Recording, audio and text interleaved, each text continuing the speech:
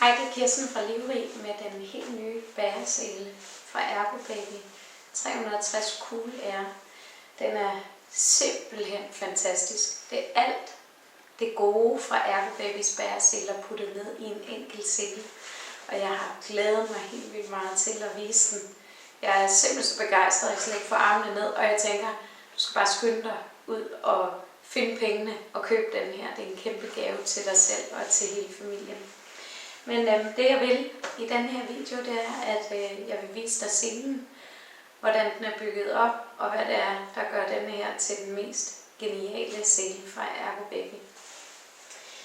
Den er simpelthen en kombination mellem Ergobabys 360 bæresele, som er den helt populære lige nu, fordi det er den første bæresele i verden, der kan vende barnet udadvendt, men stadig med ergonomisk position nede i bæreselen, hvor knæene sidder højere end hofterne. Og det er afgørende for, at barnets ryg runder, og at barnets hofter, lårben sidder rigtigt ind i hofteskålen, og barnet dermed sidder ergonomisk forsvarligt i forhold til deres vækst. Så denne her 360 i bomuld, som den oprindelige er, med de features, der er kendt fra originalselen med de bløde, puffede skulderremme, og så det, der er meget specielt for 360'eren, en meget bred, støttende, vildt god hofterem, som virkelig løfter underlivet op fra gulvet og giver en støtte fuldstændig som et graviditetsbælte. Jeg fortæller om 360'eren i en anden video, men det er for at sige, at de features fra denne her sele er kommet med over i den helt nye. Men det, jeg elsker ved denne her helt nye sele, det er, at de har puttet min favorit Ergobaby sele Performance, hvor serien består af de her to seler, Performance originalselen og den nyere Ventus-sele med max åndbarhed og virkelig god sommersele og vandringssele. De to seler har de kombineret i 360-selen, så nu får man simpelthen den ultimative, aktiv bære med alle de indstillinger, man overhovedet kan ønske sig. Der er alt det gode fra denne her, som jeg har savnet ved originalselen. Og hvad er det så for nogle helt geniale løsninger? Det jeg er helt vild med ved 360'eren er som sagt det meget brede, den meget brede hofterem hernede, som går hele vejen rundt om kroppen, hvorimod originalselerne har en bred støtte fortil og ude i siderne, men så afsluttes den i en rem, der klikker fast i et klikspænde.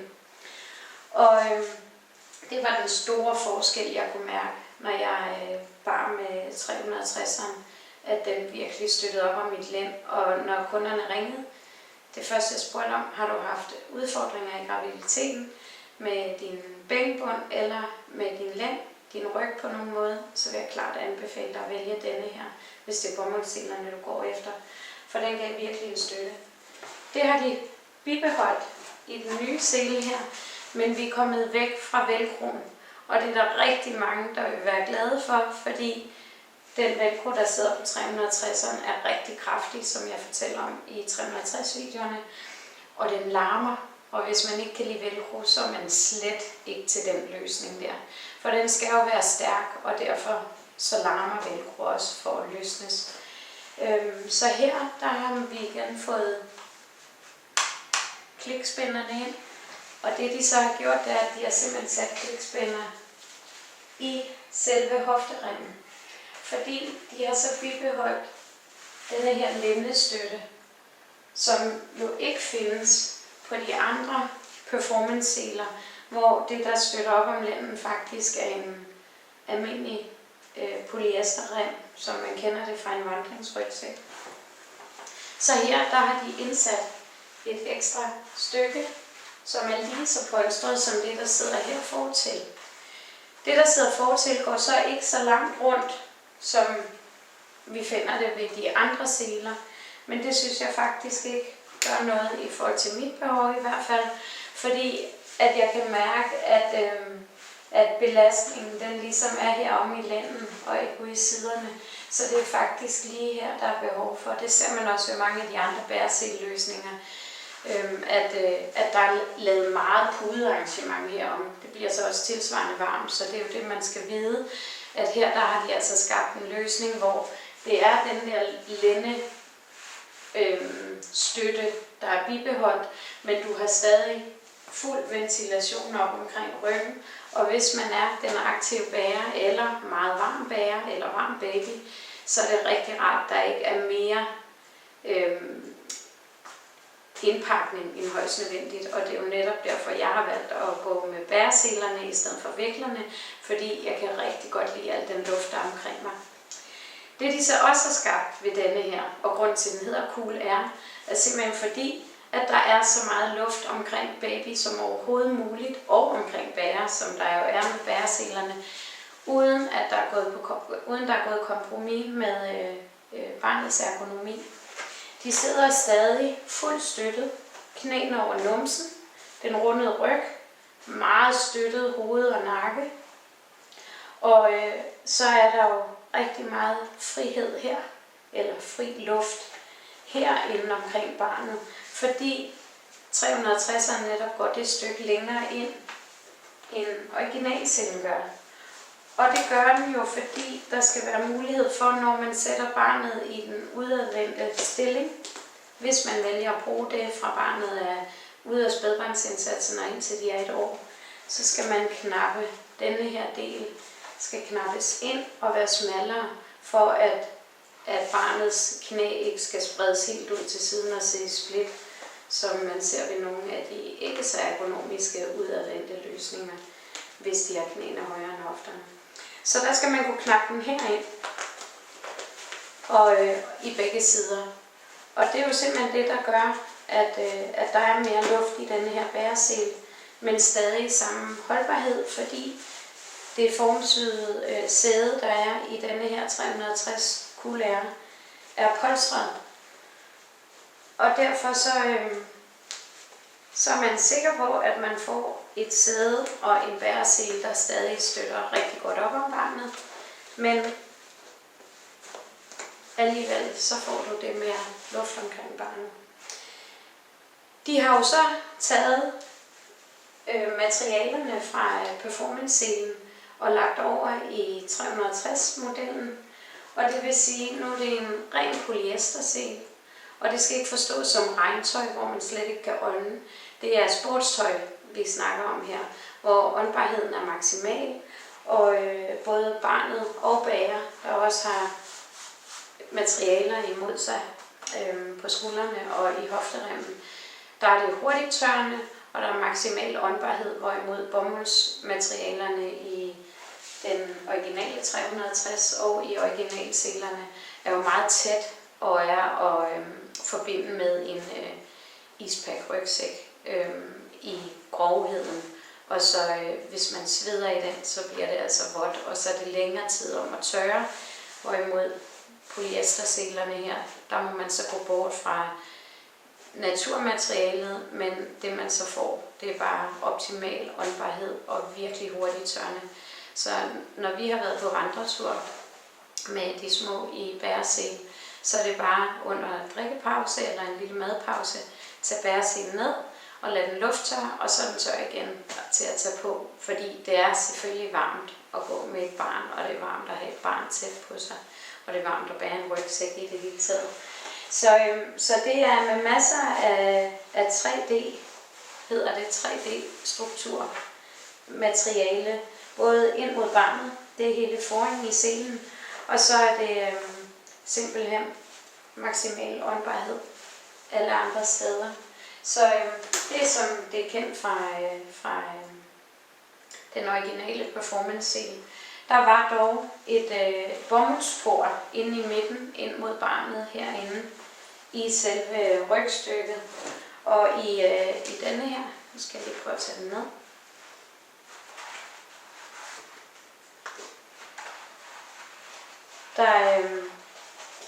Der er altså det her meget åndbare 3D-struktur i hele selen.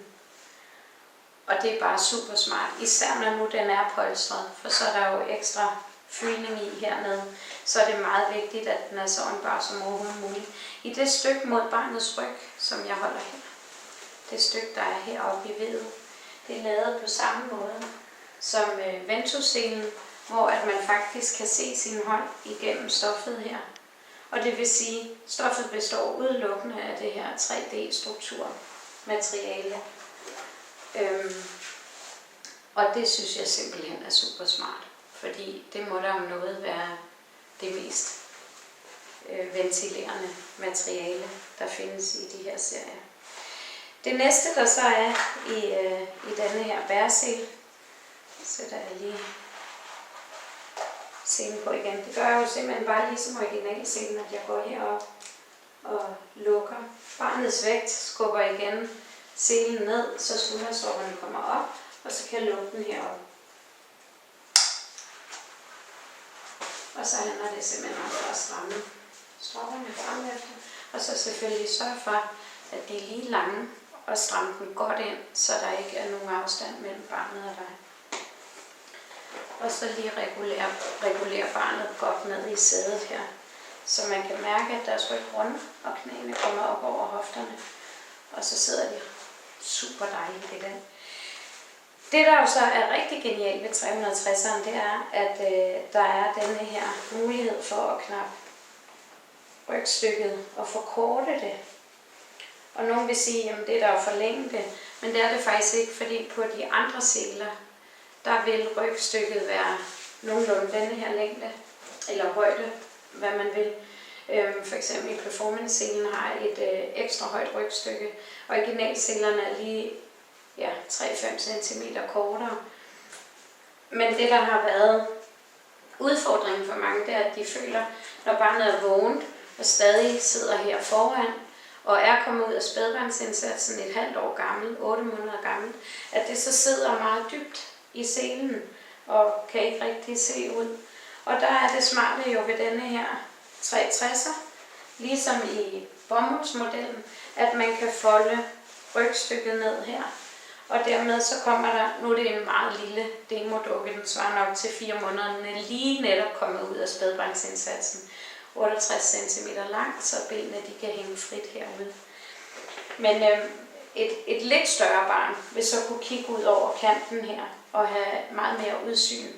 Og det synes jeg er en stor fordel, for det kan faktisk gøre, at barnet har mere ro, mere tålmodighed til at sidde her.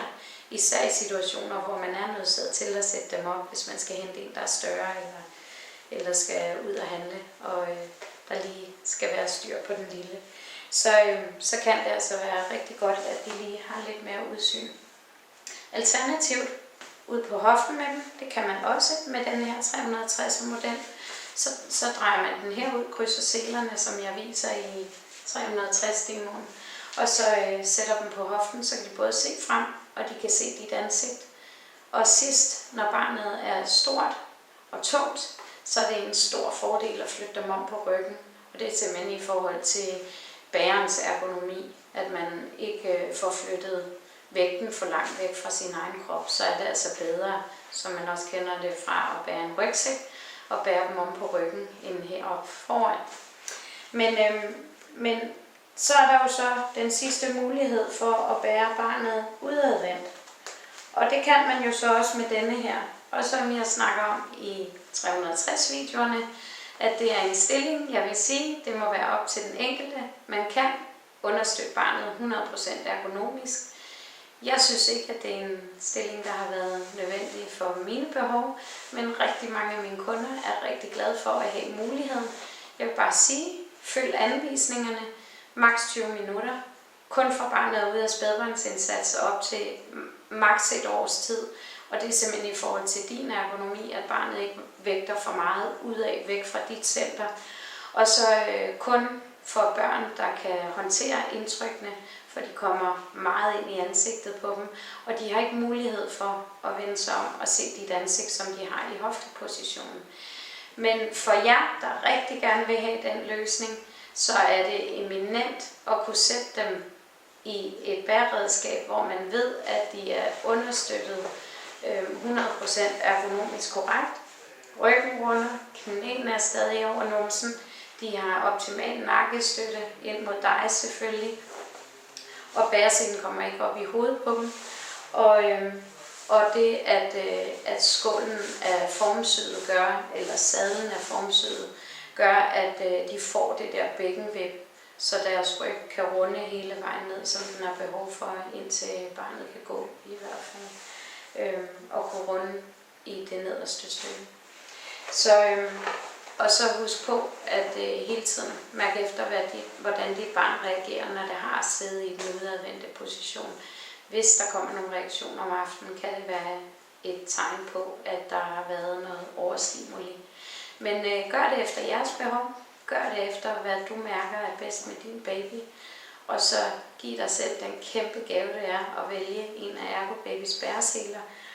Og så kan jeg kun anbefale denne her helt nye max åndbare 360 model med rigtig god lændestøtte, klikspænde, lynhurtigt, læg baby videre i barnevognen til at sove, eller hvad man har brug for, hurtigt på.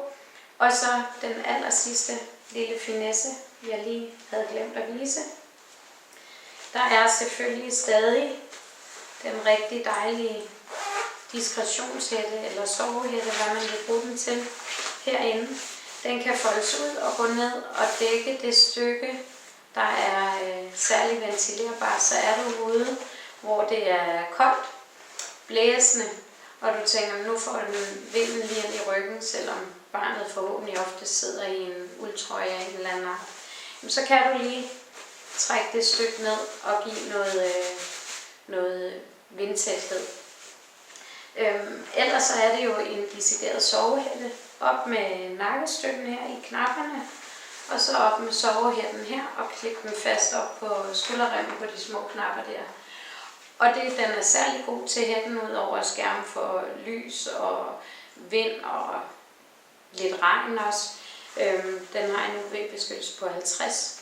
Det er simpelthen også, at du kan bruge den som for at give babyro, hvis det er et meget nysgerrigt barn, der ikke kan finde ro ved amning, og du ikke kan sidde ned og amme med det.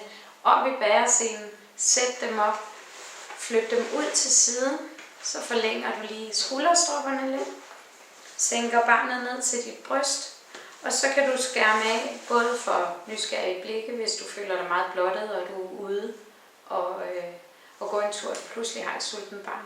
Genialt. Så kan man lige amme her, uden der er nogen, der behøver at vide, hvad der foregår. Og ellers så for det meget nysgerrige barn, giv dem ro. Det er lidt ligesom samme princip at lægge en klud hen over hovedet på dem, når de spiser. Der kan komme sådan en periode, hvor at de har så travlt med det hele, så de næsten ikke har tid til at spise. Jamen så er det heroppe at sidde, og så gå rundt og arme dem. Og det fine ved det er, at samtidig får de masseret deres fordøjelsessystem. Ikke mavemuskler, det gør de også. Men smart. Super, super smart. Det hele er smart. Endelig kom den. Dejligt. Vi har den på lager. Så er det bare om at gå ind, og har nogle spørgsmål, der dukker op, så er du velkommen til at skrive til mig, eller ringe til mig, send mig en sms, så skal jeg svare hurtigst muligt. God fornøjelse.